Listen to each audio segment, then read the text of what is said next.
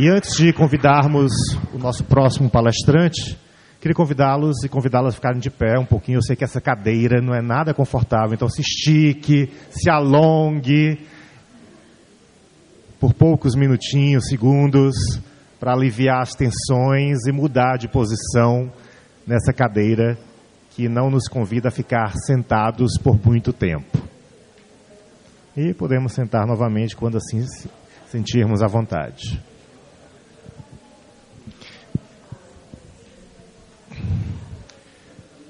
Podem sentar-se, mudar de lugar se quiserem.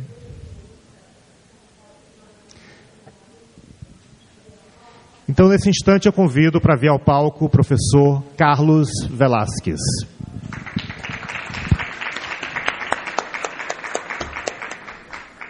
Um outro grande privilégio de recebermos aqui, neste palco, quem eu considero ser o maior mitólogo da América Latina. Professor Carlos Velásquez, dos grandes estudiosos da mitologia na América Latina, sendo ele nativo do México, percorrido vários países durante a sua formação, como doutor, pós-doutor, é professor da Universidade de Fortaleza, a Unifor, e hoje aceitou o convite para também lançar o seu olhar das ruínas, ou sobre as ruínas, no momento contemporâneo. E é para ele que eu passo a palavra agora. Muitíssimo obrigado, boa tarde a todos. Que privilégio, como você diz, né? Estar aqui do seu lado de novo, com esse convite tão amável que você me fez, com todos vocês aqui junto também. Eu quero confessar uma coisa para vocês. Me senti particularmente privilegiado de escutar o André e a Juliana, porque descobri que acabei por compreender algumas coisas que eu tinha escrito aqui, depois de escutar vocês, sabe? Então, eu vim assim, com expectativas um tanto difusas, sabe, do que vai acontecer aqui hoje. O convite do professor Cavalcante, como sempre, é inegável, mas também, como sempre, é extremamente instigante, né? Então, pensar nessas nossas ruínas, estando dentro delas, sem poder se afastar, implica um exercício de si, de auto-análise e reflexão, né? E isso é muito difícil e muito interessante também. Eu resolvi, então, por isso mesmo, escrever alguma coisa. Quase nunca faço isso, mas eu vou ler, tá? Eu vou ler o que escrevi. E é um texto que intitulei Devaneios em torno de um estancamento heróico. Justamente resolvi escrever para não devanear sobre os devaneios, tá? Porque é uma coisa complicada. Vou me remeter aqui à fala do André, né? Meu queridíssimo André. Gostei muito de te ver aqui de novo. Porque também vou falar sobre imaginário, também vou falar sobre existência, sobre esses projetos de vida que talvez não chegaram nem ao início como para poder definir uma ruína, e sobre um marco que o André levantou e que me interessou muitíssimo, né? Que foi o marco da datação da noção de individualidade. Eu quero voltar sobre este ponto porque quero destacar uma nuance, né, uma proposta diferente do que o André nos propôs aqui. Eu quero propor que o que está datado não é a noção de individualidade, mas é a tentativa de permanência nesse estágio de individualidade. Me explico. Em outras civilizações que chamamos de bárbaras, porque não eram partidárias do projeto civilizatório ocidental, que já foi mencionado aqui, a noção de individualidade surge sempre, até como uma necessidade constitutiva, né, dos sujeitos daquela comunidade. A questão é que aquelas comunidades, com muita sabedoria, tinham inventado maneiras de estancar esse estágio, de fazer com que ele derivasse para alguma coisa mediada entre o individual e o coletivo, né? E é sobre isso que eu acabei me dando conta que eu havia escrito aqui. Não vou me referir à cultura cearense especificamente, aliás, a nenhuma cultura, embora eu partilhe da ideia de que estamos, além de tudo que eu vou colocar aqui, falseados por uma miragem, um projeto que não é nosso, que não tem bases etnológicas nas quais a gente possa se reconhecer, e que isso dificulta um pouco mais o campo que estamos tentando percorrer à procura de nós e à procura da compreensão dessas ruínas que estamos tentando vislumbrar com maior clareza hoje, né? Então, peço perdão mais uma vez, mas vou ler, certo? Vamos lá. Como relatei num trabalho anterior, sou pai de gêmeas bivitelinas, Marina e Luana, sendo que, devido a uma brida amniótica, Luana nasceu com a mão direita atrofiada. Por volta dos 8 meses, Marina começou a engatinhar, enquanto que Luana tentou, sem sucesso, a mesma forma de deslocamento. Entretanto, não demorou muito tempo até que Luana encontrasse uma solução peculiar para o problema, uma espécie de balanço apoiado na mão esquerda e nas pernas entrelaçadas à direita, e passada a fase do engatinhar e do balançar da Luana, ambas crianças procuraram apoio em objetos ao alcance até conseguir, mais ou menos simultaneamente, erguer-se sobre 2 pernas e ensaiar os primeiros passos. Retomo esta observação, pois ela me remete à discussão que, do século XVIII na cultura ocidental, podemos ver documentada nos trabalhos respectivos de Charles Bonnet, Albrecht von Haller e Caspar Friedrich Wolff. Os 2 primeiros defensores do preformismo, isto é, estavam convencidos de que o desenvolvimento orgânico, embora de forma imperceptível, estaria predeterminado nos seres vivos. Wolff, por sua vez, sob o estandarte da epigênese, defendia que os órgãos se formam pelo endurecimento dos fluidos corporais, em função do meio, e motivados por uma força essencial que, vale ressaltar, nunca foi objeto de melhor conceituação. Cabe ainda destacar que a epigênese de Wolff se opunha ao misticismo demiúrgico que reconhecia a autoria das formas universais a um único artífice divino, reivindicando uma certa capacidade de autodeterminação dos seres. Juliana tocou nesse assunto, né, aqui. Com base em minhas observações domésticas, inclino-me por uma terceira vertente. Me resulta evidente a predeterminação de uma estrutura de desenvolvimento, aliás, com etapas nítidas. Veja, minhas filhas rolaram deitadas, se arrastaram, se deslocaram sobre os membros disponíveis antes de alcançar a postura bípede. Contudo, perante a diferença da Luana, a fase dos deslocamentos sobre os membros disponíveis adotou uma solução particular, autodeterminada, na relação entre as possibilidades do sujeito, o imperativo estrutural de desenvolvimento, que acho que era o que Wolff chamava de força essencial, e as condições do meio. Dito de outro modo, parece-me que a oposição entre preformismo e epigênese não tende à exclusão de uma das partes, mas à mútua complementação. Isto permite entrever a predeterminação de um imperativo estrutural dinâmico de desenvolvimento que, perante as particularidades de cada sujeito em seu meio, exerce uma capacidade de autodeterminação criativa.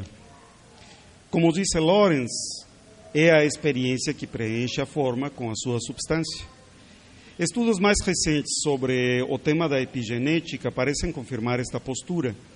Primeiramente porque hoje é sabido que as células de nossos corpos contêm em seus núcleos os genes que carregam a informação necessária para construir nossos organismos, o que supõe, como pregava o preformismo, a existência de estruturas pré-determinadas de difícil percepção. O André tocou nesse assunto também quando se refere, né, à nossa base biológica pré-determinada. Além disso, Diversas experimentações com seres vivos têm demonstrado a hereditariedade de aprendizados experienciais através de gerações, uma descoberta que contribui na afirmação de predeterminações, inclusive de ordem perceptivo e atitudinal.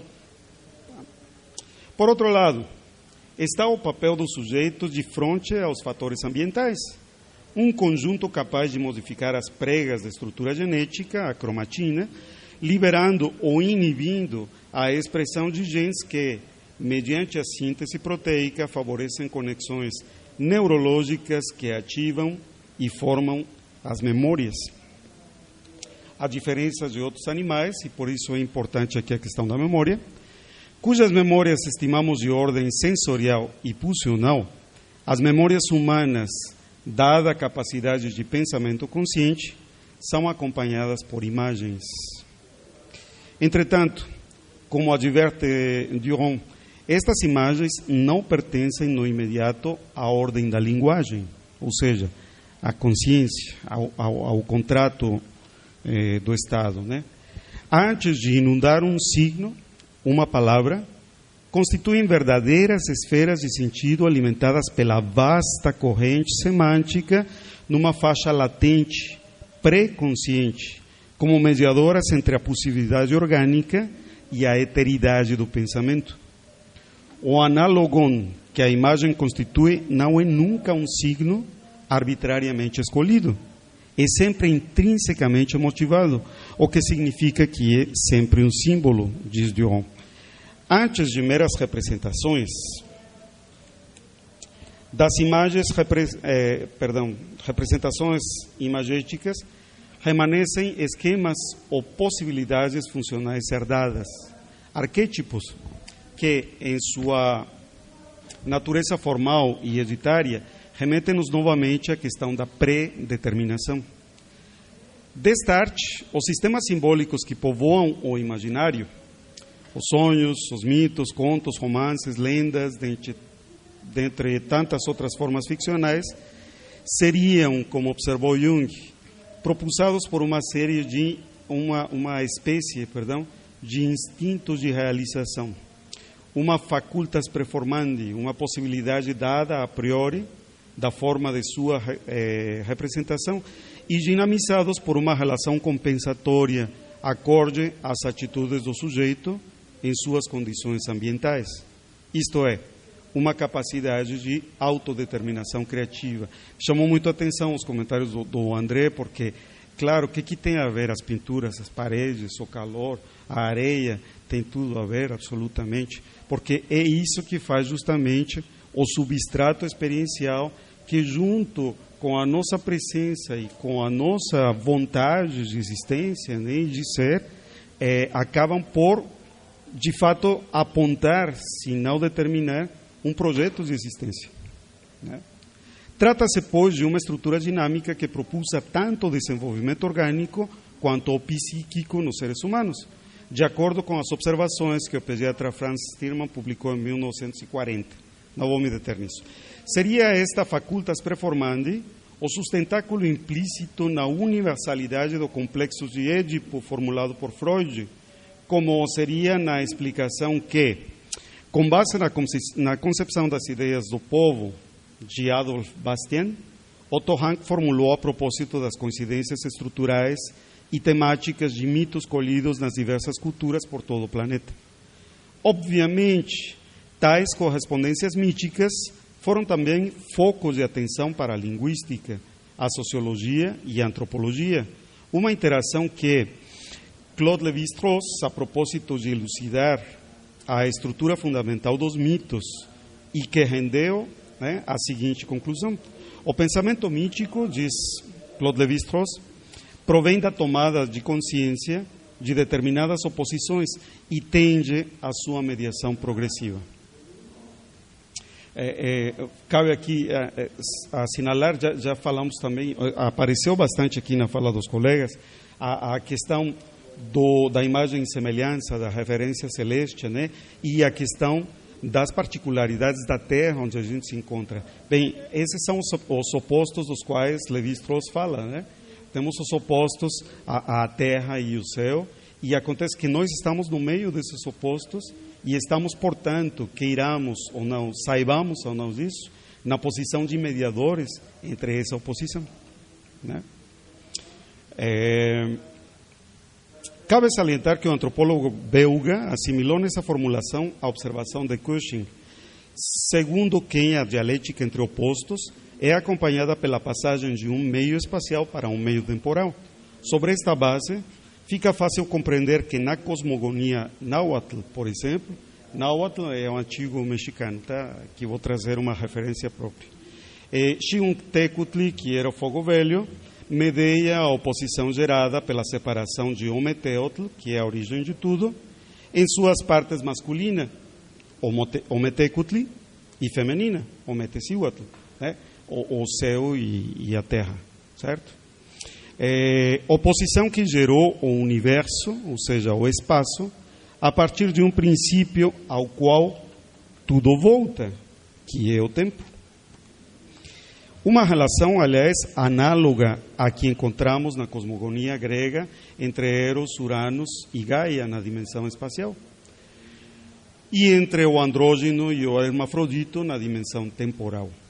Da mesma forma, e é esse o foco de interesse desse texto, podemos constatar a estrutura levi-straussiana na oposição entre pai e mãe, mediada pelo filho, e dinamizada pelo ciclo temporal entre nascimento e morte, o que nos coloca no terreno da mitologia épica. Por isso os devaneios sobre o herói, né? E por isso também tanta atenção no discurso do André, né, quando disse que a história que eu tenho aqui como referência da minha mãe, e poderia discorrer sobre o meu pai também, né? Segundo Neumann, segue-se ao crescimento um ciclo de desenvolvimento humano chamado mito do herói, capaz de conduzir os sujeitos por sucessivos ciclos de maturação até o final de seus dias. E é certamente nesse sentido que Müller afirma que todos nascemos para ser heróis, ainda mais quando esclarece que o herói representa, portanto, o modelo do homem criativo, que tem a coragem para ser fiel a si mesmo, aos seus desejos, fantasias e às suas próprias concepções de valor. Ele se atreve a viver a vida em vez de fugir dela. Trata-se de conduzir em ciclos de visceralidade materna à externalidade paterna, da terra ao céu, da indefinição primária à consciência expansiva, a fim de conciliar o sonho, a alma imaginante, com a racionalidade dita objetiva, por meio das metáforas, das utopias, dos mitos, dos Bildungsroman e da atividade lúdica. Para quê? Para que cada um possa esculpir a estátua do que traz dentro de si, de forma a tornar-se aquilo que efetivamente é. Isto dito, gostaria de voltar à questão da força essencial que, nas reflexões de Wolff, impulsiona o desenvolvimento orgânico. Como postulei com base na experiência, dito impulso se apresenta com caráter imperioso, determinado a percorrer, preenchendo-se de novas experiências, as estruturas que lhe desenham a priori uma possível direção. Ao prescindir de uma das mãos, Luana pode ter estagnado, ou poderia ter estagnado o desenvolvimento de seus recursos de locomoção. Isto é interessante porque nós estamos prescindindo de uma parte da nossa história aqui na América, no continente americano, na verdade. Estava procurando uma coisa mais tópica, mas não é no continente todo.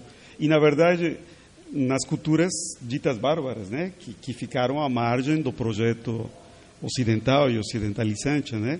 Então, assim como Luana prescinde de uma mão, nós prescindimos também de um dos elementos constituintes, equilibrantes, né, dessa construção.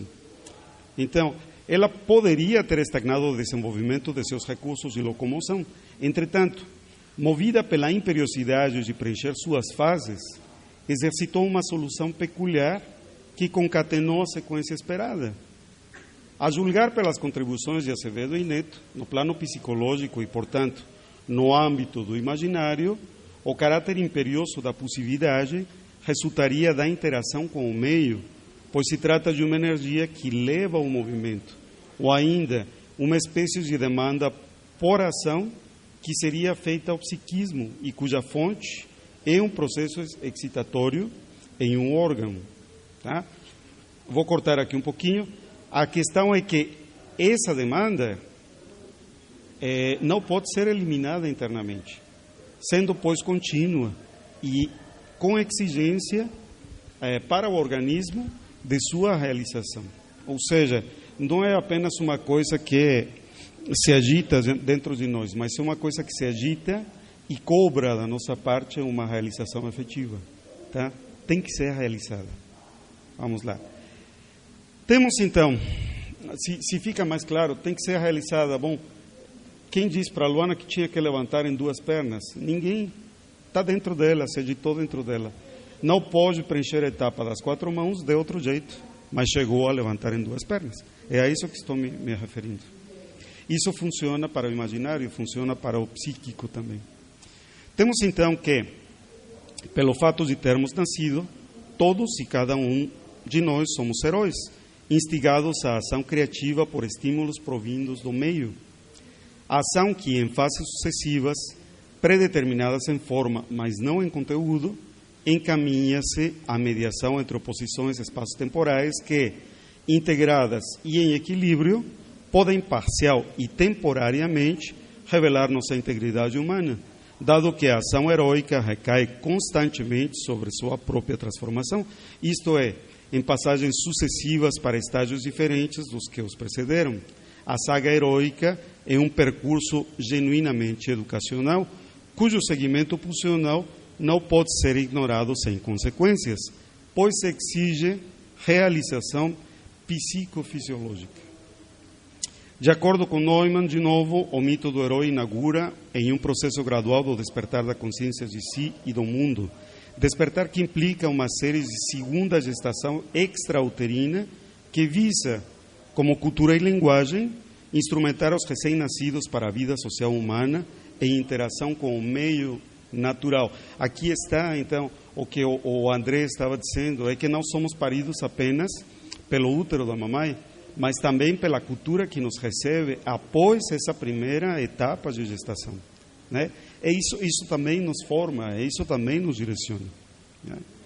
Segundo Campbell, vou pular essa parte. Tá? Vamos lá. É que é só para exemplificar o que estava dizendo. Né? Não quero abusar da paciência de vocês. De acordo com Hank, esse estágio infantil, primário, heróico, tá? Em que a gestação cultural se complementa e está na hora, então, de começar essa abertura, esse segundo nascimento para a interação com o natural, tá? Pelo menos em teoria, porque não conhecemos muito bem isso nas nossas culturas atuais, ocidentalizadas, né? Isso aconteceria por parte das crianças ao abrigo, né? De forma alheia aos pressupostos sensuais da procriação. Isso, claro, é uma visão um tanto preconceituosa e tudo mais, mas se discute depois. Entretanto, quando o infante toma conhecimento das funções sexuais existentes entre o pai e a mãe, esta última se torna objeto de desejo e veneração, enquanto que o progenitor se transforma em rival, sendo que o anterior enaltecimento do pai tinha por base sua destreza técnica no manejo de armas e instrumentos, o filho rival empenhar-se-á em superar essa destreza, enquanto que a mãe, alvo dos esforços do filho apaixonado, sofre, por sua vez, uma radical transmutação da mãe amorosa em mãe terrível, expulsando o filho sob ameaças de devoração. Tendo sido devorado e digerido, ou seja, transformado, o infante morto abre passo ao jovem adulto instrumentado tecnicamente para uma vida autônoma e livre da imagem materna e, portanto, disponível para ocupar o vazio com outra presença feminina.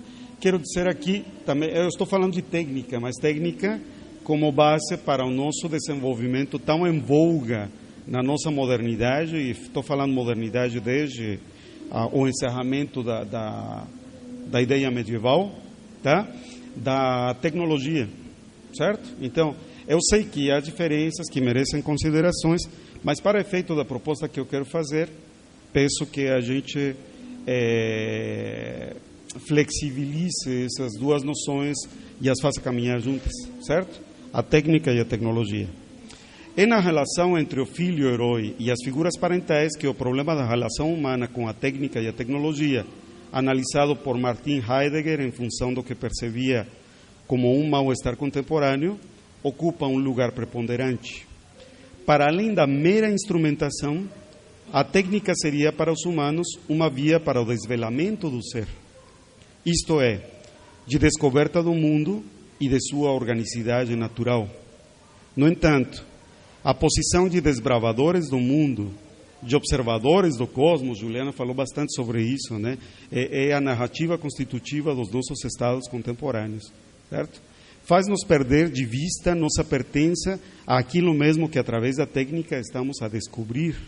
Isto é, longe de promover um esforço por uma coexistência equilibrada, leva-nos a perceber a natureza como uma fonte inesgotável de recursos destinados à nossa exclusiva e caprichosa satisfação.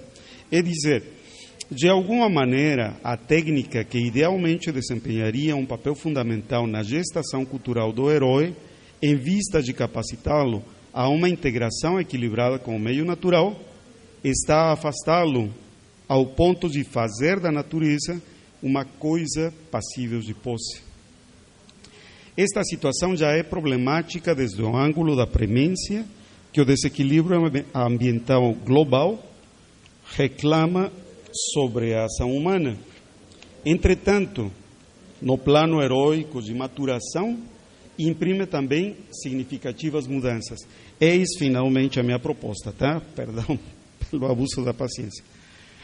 Primeiro, a veneração entregue ao Pai, tanto quanto campos de desafio, repousam sobre sua competência técnica.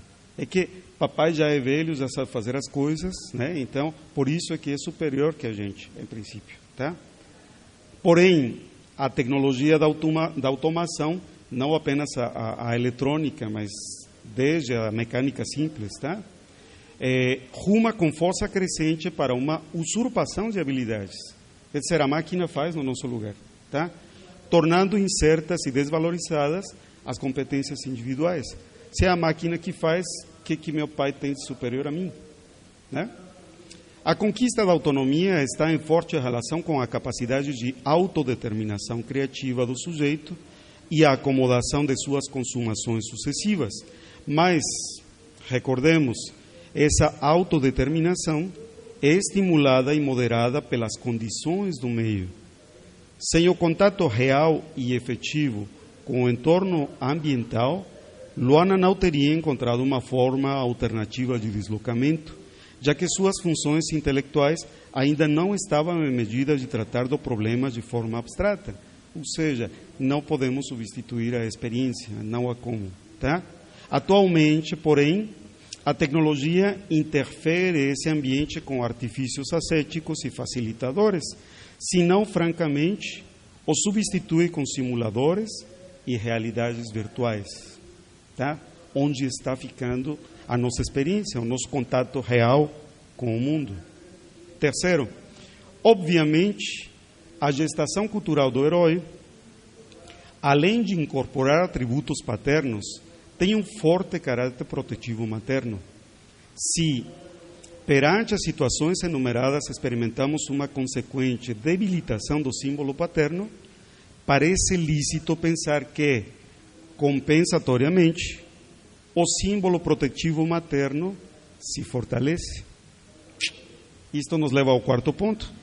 O símbolo fortalecido da mãe protetora, carente de uma reivindicação condizente por parte do pai, logicamente tende a adiar a devoração, transformação e expulsão do filho, favorecendo indefinidamente uma prolongação do estágio infantil. É a isto que eu me referia quando eu disse que talvez não inventamos a noção de individualidade, mas inventamos a permanência dessa noção, né? Por quê? Porque então, afinal de contas, o que estaríamos negando é esse momento de saída desse estágio primário, narcísico, autocentrado, para finalmente procurar uma articulação com o nosso meio real, ambiental. E isso não está acontecendo. Isso nos deixa aquém de uma real declaração de existência para poder, então, passar a seguinte tarefa, que seria o projeto dessa mesma existência. E então, sim, como disse André, poder pensar na definição da ruína desse projeto que nem sequer chegamos a lançar. Né?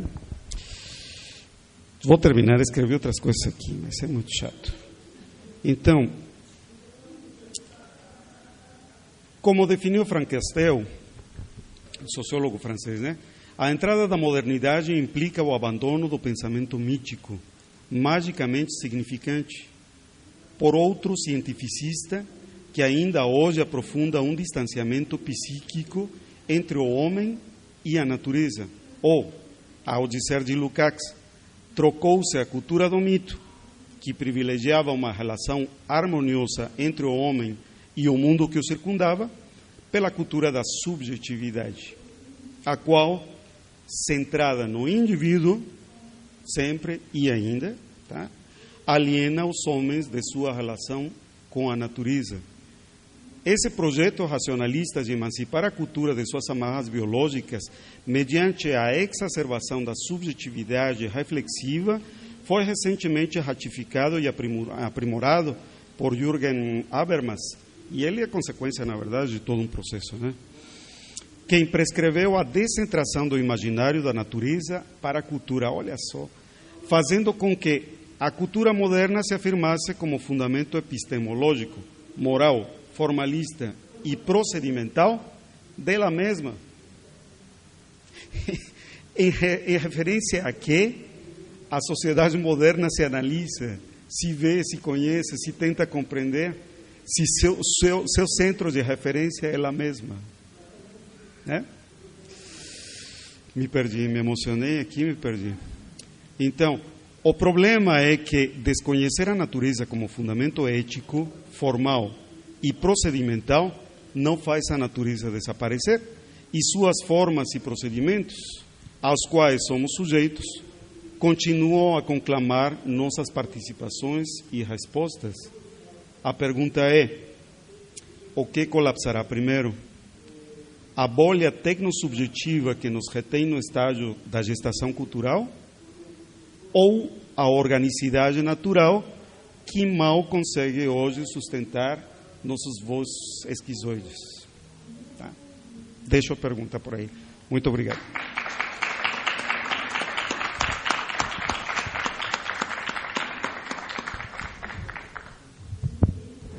Uma pergunta que certamente continuará reverberando e vamos poder desenvolvê-la às 17 horas, quando os três e a Juliana estiverem aqui novamente no palco. Muito obrigado, professor Carlos Velasquez.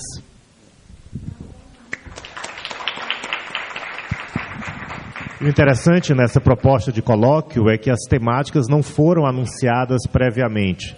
E vocês estão vendo que um encadeamento de ideias está acontecendo, porque a intenção é que esse tema trazido pelos palestrantes fosse um tema emergente, um tema que estava em emergência nesse momento presente.